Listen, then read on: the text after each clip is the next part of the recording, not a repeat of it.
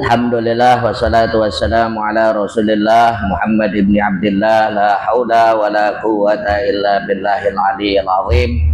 Rabbi israh li sadri wa yassir li amri wahlul 'uqdatam min lisani yafqahu qawli, amma ba'du. Mukarramun, segenap bapak-bapak, ibu, saudara sekalian yang saya hormati dan saya muliakan, jamaah Majelis Taklim Ar-Rahman Masjid Jami Ar-Rahman yang insya Allah kita sama-sama dirahmati Allah Subhanahu wa Ta'ala.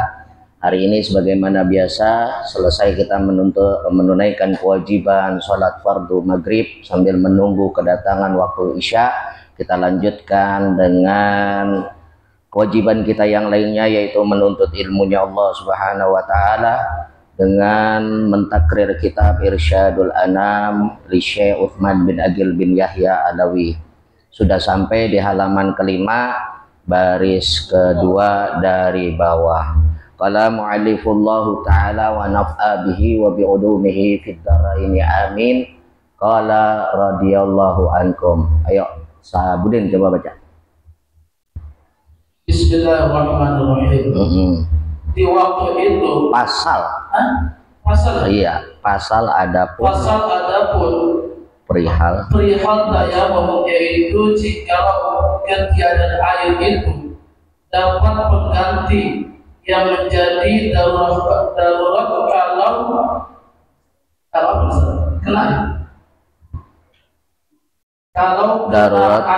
kalau kena air, maka wajib tayamum ganti daripada itu sembahyang, ya, atau daripada sembahyang daripada mandi wajib atau mandi sunnah. Ya, cukup. Coba bagus, baca Gus. Harus bisa baca juga dikit-dikit. Adapun terus, nutur masih ngaji dah, ngaji dulu dah. Ya, ngaji, ayo, ayo, nggak apa-apa, sama-sama. Adapun syarat tayamum maka bermula daripada itu. Wajib dengan tayamum dengan tanah buku yang suci bagi sesudahnya istinja dan suci daripada najis dan sesudahnya masuk waktu sembahyang. Dan sekali tayamum boleh buat sembahyang satu fardu saja. Adapun sembahyang sunnah boleh berkali-kali. Ya, sudah cukup. Jadi hari ini adalah pasal adapun perihal tayamum, yaitu jikalau ketiadaan air. Jadi syarat tayamum yang pertama nggak ada air. Kalau dalam kitab Safinatun Najah Syekh Salim Al-Hadrami, asbabut tayamum salasah. Sebab tayamum itu ada 3. Yang pertama di sini Habib Utsman mencatatkan, yaitu jikalau tiada air, perihal tayamum sebabnya ketiadaan air atau dapat penyakit. Yang kedua tuh di sini di kitab Safinah pun sama, faqdul ma'i wal marrabu wal ihtiyaj ilaihi. Jadi yang pertama adalah nggak ada air sebabnya, yang kedua sakit, dan ketiadaan air atau penyakit yang menjadi darurat kalau kena air. Tapi penyakitnya bukan sembarang penyakit. Umpama mohon maaf diabetes basah atau gula basah. Kalau luka kan tuh jadi kalau orang sini bilang apa? Kalau orang saya borok. Ya, kalau orang Betawi dulu ngomongnya borok atau apa namanya luka yang sudah akut lah, sudah parah lah gitu. Jadi kalau kena air itu berasa perih atau malah melebar. Nah, itu boleh digantikan dengan tayamum. Tapi tentu saja kalau penyakit pusing nggak ada sebab, nggak jadi sebab juga kalau selama dia kena air nggak merasakan darurat, nggak merasakan apa pingsan. Kalau dia ke kamar mandi umpamanya jalan lagi pusing, kalau masih bisa ke kamar mandi sekiranya nggak ada resiko buat pingsan, itu tidak menyebabkan terjadinya syarat tayamum. Sakit-sakit flu atau sakit-sakit yang lainnya cuman tibang batuk bukan berarti wajib tayamum. Tapi ini sakit yang sudah darurat, andaikan koma dalam keadaan atau lagi di opnam dalam keadaan pakai infus, nggak mungkin, infus kan repot tuh bukanya. Nah, itu namanya penyakit yang menyebabkan darurat dan bisa diganti air wudhunya dengan tayamum. Ya, kena air maka wajib tayamum ganti daripada itu sembahyang, daripada air sembahyang maksudnya, atau daripada mandi wajib. Nah, mandi wajib atau dari air untuk air wudhu atau melaksanakan sholat. Umpamanya orang lagi sakit bukan berarti harus berhenti sholat. Orang lagi kena diabetes udah menahun, udah kronis, bukan berarti berhenti untuk sholat, tapi terus nggak bisa wudhu ya tayamum diantaranya gitu. Jadi terus bisa melaksanakan ibadah. Kalau sholat tanpa wudhu kan nggak sah. Nah, kalau wudhunya nggak bisa pakai air, pakai debu nanti di sini. Daripada itu sembahyang atau daripada mandi wajib atau mandi sunnah. Adapun syarat tayamum, nah maka bermula daripada itu wajib dengan tanah atau debu yang suci. Nah, permasalahannya orang suka salah kaprah. Pakai debu yang bagaimana? Bukan debu di jalanan, bukan debu di bawah tanah, bukan debu yang kasar, tapi debu yang halus yang hampir tidak terlihat dengan mata tapi bisa dirasa.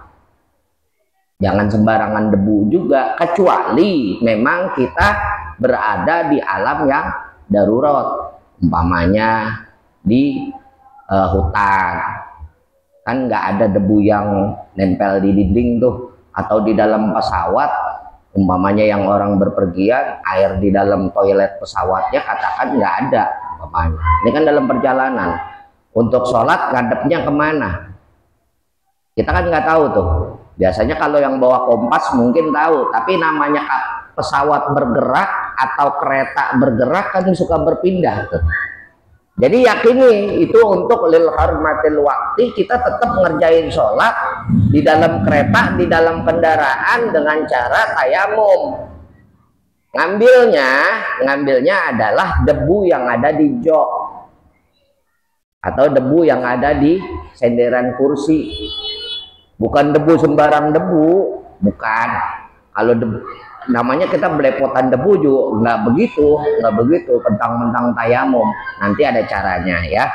Maka bermula daripada itu wajib dengan tanah atau debu yang suci. Nah, debu yang suci itu kategorinya adalah debu yang tadi tempatnya suci dari tempatnya. Kalau debu di jalanan atau debu yang katakanlah tidak nempel di satu benda, bisa jadi dia tidak suci. Contoh debu di tanah atau debu yang nempel di bawah tanah kita injek, itu debu suci apa enggak?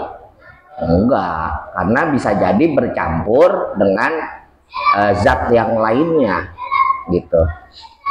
Maka Syarat yang pertama ketika kita ngambil tayamum itu wajib dengan tanah atau debu yang suci lagi sesudahnya istinja. Sesudahnya istinja. Maksudnya istinja apa? Kita yakinin di kita itu enggak ada najis. Artinya kita habis bebersih, air kurang, udah istinja nih, tiba-tiba air mati. Tiba-tiba nggak ada air, kita mau ke tetangga malu umpamanya. Atau kita lagi di perjalanan, toiletnya biasanya suka begitu tuh, toilet kereta, toilet terminal. Cuman diisi seember doang, tiba-tiba mati. Kita habis istinja, yakin kita bersih sudah istinja, namun air nggak ada, kita mau sholat. Kemana kalau di terminal toiletnya mati, ya kita kan jauh lagi tuh keluar. Area terminal segitu luasnya umpamanya, sedangkan waktu sudah mepet. Nah itu darurat yang dikatakan ketiadaan air, dan jika kita mengulur waktu atau mencari ke area yang lain, itu menyebabkan kita meninggalkan sholat. Itu darurat, tayamum gantinya. Gitu, ngambilnya debu yang suci. Lagi sesudah istinja dan suci daripada najis, dan sesudahnya masuk waktu sembahyang. Nah ini yang dikatakan sesudahnya masuk di waktu sembahyang. Tayamum boleh dilakukan ketika sudah masuk waktu, bukan umpama Zuhur kita di jalanan. Ini kan banyak kan kasus kalau umpamanya lagi di rumah sih kayaknya kita gampang dah ya nyari air. Kalau lagi di jalan masuk waktu, andaikan zuhur jam 12 sampai dengan batas akhir jam 3 kurang lebih, karena jam 3:10 sudah waktu asar. Tiba-tiba kita di perjalanan nggak bisa berhenti, umpamanya bis nggak ada rest areanya, nggak berhenti di rest area atau lain sebagainya. Ini menyebabkan ketiadaan air. Daripada kita meninggalkan sholat, tayamum di situ di dalam bis untuk menghormati waktu kita sholat. Madepnya mana? Udah, jangan pakai kalau ada itu dia kiblati ya. Mustaqbil al kiblati jangan, nggak usah dipakai. Karena itu arah kiblat pasti berubah mengikuti perjalanan bis. Terus gerakannya gimana? Gerakannya kagak pakai sujud. Kalau sujud ya bingung. Ntar malah ketika bis ngerem, yang ada kita nyium supir. Gitu. Jadi nggak kayak hanya menghormati waktu. Terus wajib qada nggak ketika di waktu yang normal? Pertanyaannya begitu tuh. Ketika kita sudah lil hormatil waktu nih, jam 3 kita melaksanakan, terus asar kita normal, dapat waktu awal atau waktu pertengahan, bukan di waktu akhir kita dapat. Itu zuhurnya perlu diqada nggak? Nah, perlu diqada nggak? Nggak perlu diqada. Itulah keringanan dari Allah Subhanahu wa Ta'ala mendapatkan satu hukum yang namanya rukhsah. Itu di rukhsah tapi dengan sebab ya, bukan dibuat-buat sebabnya, dengan sebab tentu saja. Jadi nggak perlu diqada. Makanya untuk menambal yang begitu-begitu, dikala kita waktu begitu, ada yang namanya sunnah muakkad, ada qobliyah, ada badiyah. Bukan ganti sholat wajib, tapi nambal kelalaian atau kewajiban pada saat kita mengerjakan kewajiban yang lainnya. Gitu. Tapi tentu saja kewajiban-kewajiban yang dibenarkan oleh syariat, bukan kewajiban yang dibuat-buat. Gitu. Dan lagi sesudahnya istinja dan suci daripada najis, dan sesudahnya masuk waktu sembahyang. Dan sekali tayamum boleh buat sembahyang satu fardu, satu wajib, zuhur di jalanan. Kalau ntar asar kita udah nggak boleh lagi tuh tayamum, gitu. Kalau kita sudah mendapatkan air, kecuali lain hal dengan penyakit, kita tayamum lagi, tapi tidak bisa dilanjutkan kayak orang punya wudhu. Kalau punya wudhu, selama kita belum ada hal-hal yang membatalkan wudhu, maka boleh kita pakai. Andaikan kuat dari subuh sampai johor nggak ada hadas, kuat kali anak muda gitu. Kalau orang tua sih saya yakin 90% nggak kuat. Iya, nahan wudhu johor sampai asar. Kali anak muda kagak bersentuhan. Tahu dah anak muda kuat juga apa enggak ya? Kayaknya ada yang kuat. Bisa memelihara wudhu dari waktu subuh ke waktu zuhur, sholat zuhur tanpa wudhu boleh. Kayak saya Pak, tadi saya jalan dari rumah setengah 6 lewat 10, jam 5.40 sampai sini saya setengah 7. Saya sudah dalam keadaan wudhu, saya tinggal cuci kaki ke kumur masuk, karena saya belum batal gitu. Itu kan udah waktu lama juga. Andaikan dari, ya sama lah, artinya semua mungkin paham, dari maghrib ke isya kita yakin kita belum batal, cuman namanya mulut mungkin kering di dalam masjid, di dalam musola, habis pembacaan, habis wirid, kita ke kumur aja, cuci kaki atau cuci muka tanpa niat wudhu lagi. Kita yakin masih punya wudhu, ya kerjain sholat.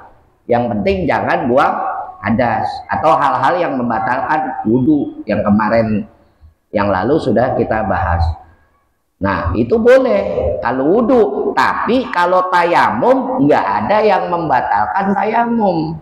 Artinya tayamum itu dipakainya satu masa atau satu waktu, belum batal menurut ketentuan wudhu. Artinya kita nggak keluar angin, nggak keluar apapun, atau nggak istinja ulang, tapi itu tidak berlaku lagi untuk sholat yang berikutnya. Kalau kita mau sholat lagi asar pakai tayamum dengan debu lagi, ya tayamum lagi gitu. Jadi kalau tayamum bedanya sama wudhu begitu, tayamum dalam keadaan darurat dan dipakai dalam satu masa sholat fardu. Kalau sholat sunnah bagaimana? Di sini dijelasin nama Bu Usman, sembahyang satu fardu saja. Adapun untuk sembahyang sunnah boleh berkali-kali, ya boleh berkali-kali kalau untuk sholat sunnah.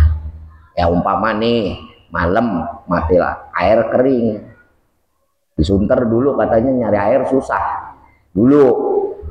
Kalau nadain katanya setetes, orang mau sholat sunnah pakai nadain air nungguin 3 jam 4 jam. Ada orang sunter begitu, cerita itu. Padahal kalau untuk sholat sunnah bisa pakai tayamum kalau memang gedor tetangga malu. Tapi ilokan amat, masa iya air buat timbang buat wudhu nggak ketemu. Kalau Jakarta sih rasanya mustahil ya, rasanya mustahil. Tapi ya bisa jadi, namanya alam, ya, tidak bisa kita tentukan. Ya baik, terus mana ya? Adapun rukun tayamum maka bermula daripada itu mendahulukan tanah debu itu ke muka sekali, ya, dan kedua tangan sekali. Kedua, berniat sahjahu mengharuskan bersembahyang fardu. Dengan ini tayamum maka adalah niat ini wajib berbareng pada meletakkan dua telapak tangan di atas debu itu. Dan jangan lupa niat ini hingga menyapu muka dengan debu itu. Ketiga, ya, jadi yang di sini adapun rukun tayamum maka bermula daripada itu mendahulukan tanah debu itu ke muka sekali dan kedua tangan sekali. Nah, jadi kalau kita ngambil tayamum, ini kan tangan begini nih di dinding kita temblokin. Berarti ini kan ada di telapak tangan nih. Kita giniin dulu Pak. Jangan langsung kita basuh ke muka, itu debu. Terus kita ambil lagi. Jadi yang di telapak udah masuk tuh. Baru diambil, diginiin lagi. Ini baca niat sambil nyapu muka. Nah, nawaitu tayamamu lillahi ta'ala. Sekurang-kurangnya itu. Sajaku niat tayamum karena Allah Ta'ala. Kalau enggak mau ditambahin lihormatil wakti sholah lillahi ta'ala. Jadi kita ambil, kita basuh ke muka sekali, udah di telapak, terus masuk. Jadi diginin dulu Pak. Jangan langsung dibasuh. Kalau dibasuh, ini bisa jadi debu kasarnya masuk. Agama itu enggak merusak kita, enggak. Gitu. Maka ada caranya ketika tayamum, bukan begini-gini langsung diginiin, ya rusak muka orang pakai debu gitu. Jadi isyarat aja. Makanya itu yang dimaksud untuk waktu sholat dalam rangka menghormati waktu, mengerjakan kewajiban dalam keadaan darurat. Ini berlakunya cuma sekali di waktu sholat. Meletakkan dua telapak tangan di atas debu, ya begini maksudnya gitu. Meletakkan dua telapak tangan di atas debu, terus diginiin dulu, baru basuh ke muka sambil membaca niat.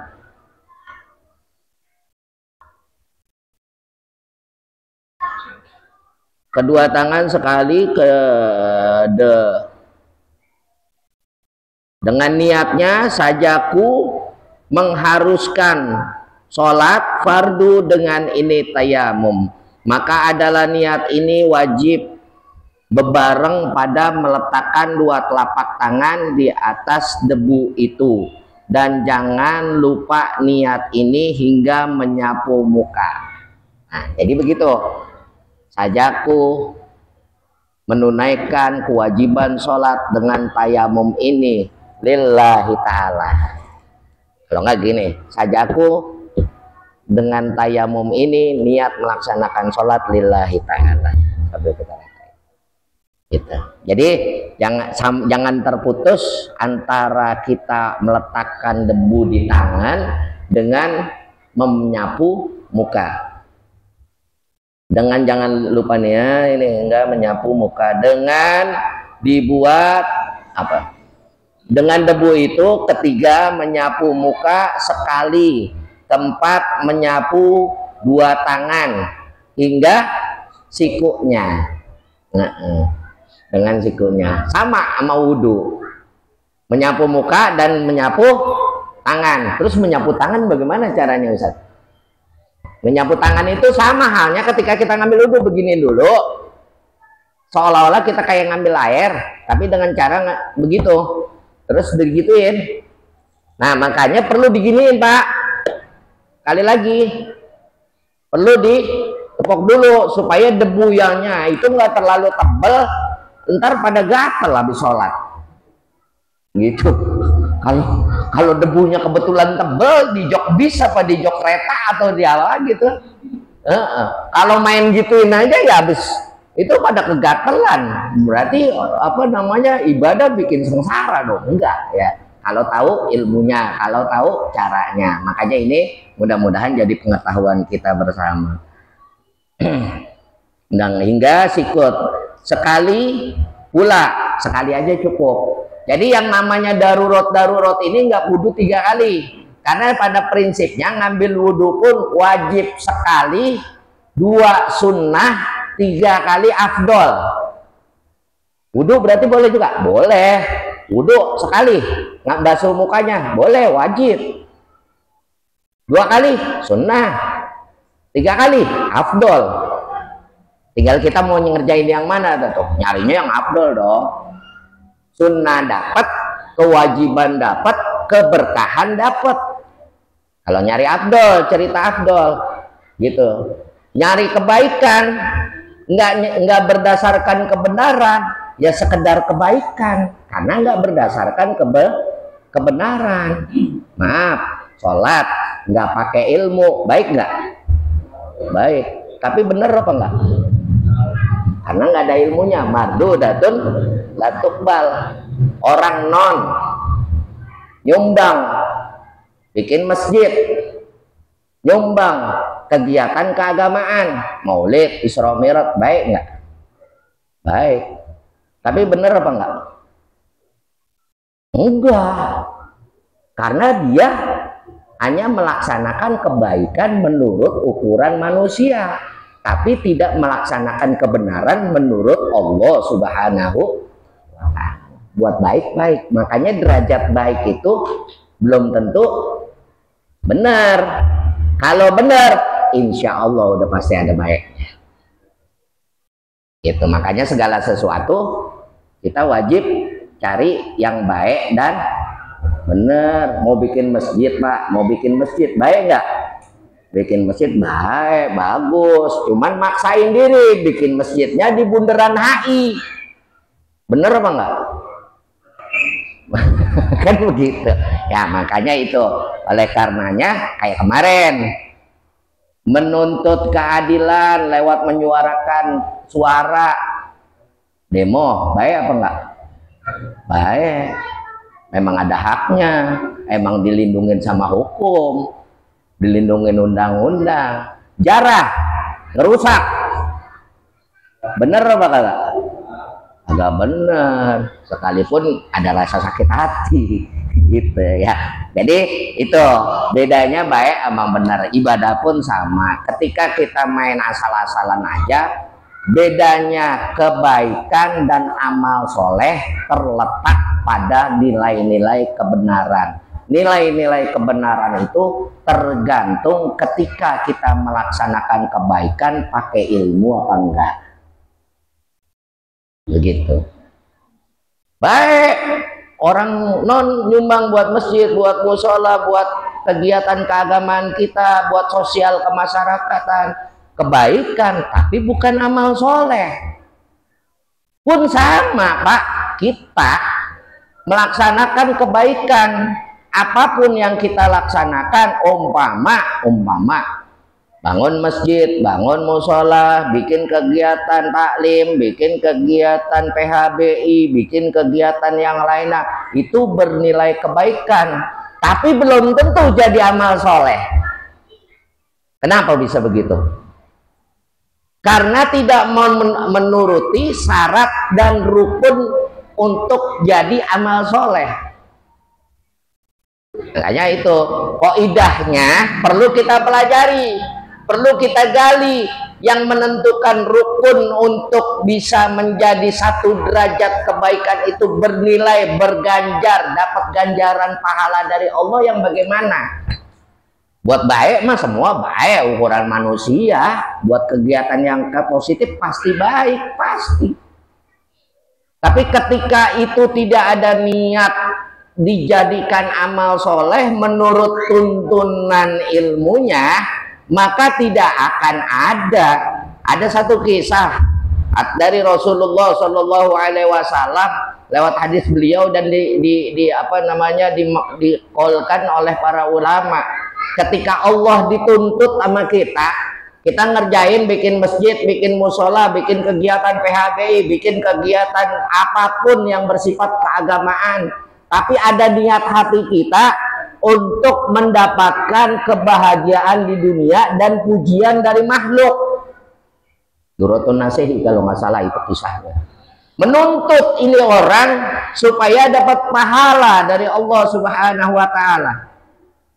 Ketika dituntut, Allah bilang, "Wah, bohong kau melaksanakan kebaikan untukku. Yang kau laksanakan kebaikan pada saat kau hidup di alam dunia adalah untuk kau dapat pujian dari makhlukku. Minta sama makhlukku hadiahnya." Tuh Allah begitu. Makanya sesuatu yang kita mau kerjakan kita pikirin, kita lurusin niat itu paling penting. Perlunya belajar agama kan cuman begini-begini aja Pak. Dari remaja, dari kecil kita cuman dengernya bolak-balik doang kan, ulang-ulang aja. Kenapa? Diulang-ulang aja manusia. Laqad khalaqnal insana fi kabad. Manusia itu suka berbolak-balik hatinya, makanya perlu walaupun pelajarannya cuma diulang-ulang doang. Dari guru ono ya begini kurang lebih, dari guru ono ya kurang lebih, mungkin gaya penyampaiannya aja yang beda. Isi mah sama dari kita kecil sampai kita tua kasarnya. Bab tayamum ya emang begini adanya, paling juga dijelasin khilafiyah lengkapnya. Kalau ngaji beneran di pondok kan begitu. Kalau di majelis-majelis yang sifatnya umum di Jakarta, saya rasa kurang lebih sama pelajaran fikih. Mau kitab Safina kek, mau kitab penjelasan yang lainnya kek, terus sampai kita pelajaran yang tinggi itu sama.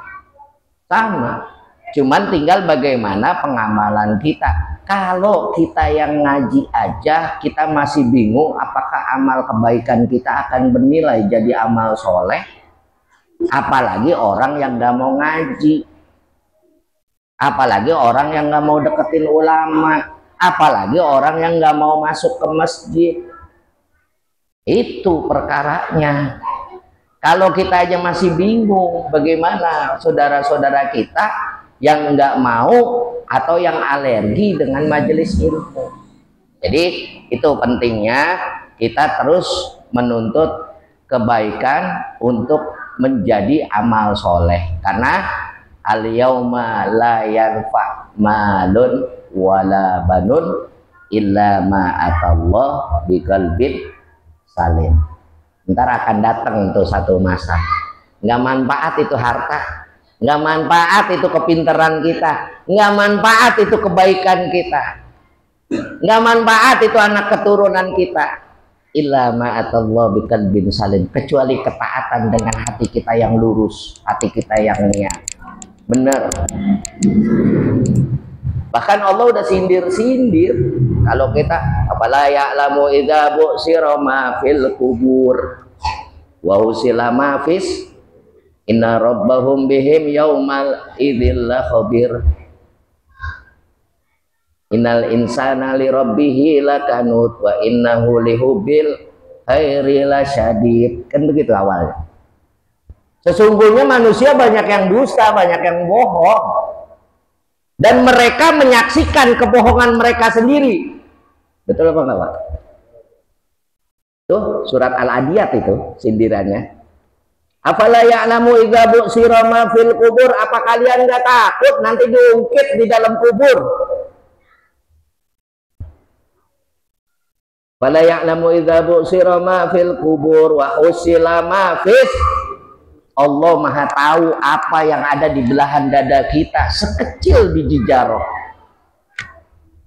Kan begitu sindirannya. Sindiran Allah Subhanahu wa taala untuk pengingat kita Pak dalam melaksanakan apapun. Inna rabbahum bihim yauma idzil khabir. Sesungguhnya yang walaupun yang sedikit itu nggak bakalan bisa lepas dari penilaian Allah Subhanahu wa taala. Wah, saya kalau nggak datang nggak enak nih sama DKM. Kalau ada perasaan seperti itu Pak, nggak bakal jadi apa-apa, cuman jadi uang bensin doang, habis. Makanya ketika kita melaksanakan kebaikan, dapat hasil dari kebaikan itu berupa halia keduniaan, anggap itu DP-nya, anggap itu DP-nya, pelunasannya ntar sama Allah, jangan dianggap itu pelunasan, apalagi dicari itu sebagai pelunasan. Paham maksud saya? Ketika kita melaksanakan kebaikan, cuma dapat cacian, cuma dapat makian, cuma dapat disepelein, dikurang ajarin, digalil adapin. Kalau bahasa habaibnya, yang adabnya pada kagak ada, biarin. Tapi sebagai manusia pasti kita ada keluh dan kesah. Keluh dan kesah sekedar kita merasakan keluhan dan kesah, tapi kita ngadunya sama Allah Subhanahu wa Ta'ala. Kita belum seberapa dibanding Rasulullah Muhammad Sallallahu Alaihi Wasallam. Kita belum seberapa dibanding ulama-ulama kita yang terdahulu. Apalagi kita ngelihat perjuangan nabi-nabi terdahulu sebelum Rasulullah Sallallahu Alaihi Wasallam. Kita sama tahu bagaimana perjuangan Nabi Allah Nuh alaihissalam, bagaimana perjuangan Nabi Allah Ibrahim alaihissalam. Itu Pak yang kita pegang di hati kita, pegang di dada kita. Ketika kita melaksanakan kebaikan, belum dapat kebaikan dari makhluk, nggak apa-apa dah, gua kagak dikasih DP. Kasarnya begitu prinsip kita. Yang penting ntar Allah pembayarannya berlipat ganda. Yang harusnya harganya 50 juta, ntar Allah bayar 100 juta, kan begitu. Nggak apa-apa ya. Jadi itu ketika itu jangan sampai nilai kebaikan yang sudah susah payah kita kerjain hanya habis di alam dunia, hanya habis jadi DP doang. Kalau jadi DP doang artinya cuma nempel di badan kita. Ingat, badan kita ini nanti akan jadi makhluk yang ada di bawah tanah ya. Hati kita ini, jiwa kita inilah yang akan jadi haknya Allah Subhanahu wa Ta'ala. Terus hak kita mana? Hak kita mana? Hak kita adalah amal soleh itu. Hak kita cuman amal soleh, Pak. Hak kita.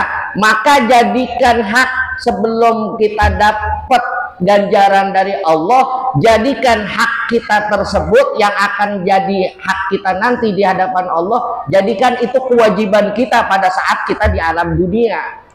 Apalagi orang yang udah sering masuk masjid, sering masuk musola, naikin dong derajat kebaikannya jadi amal soleh.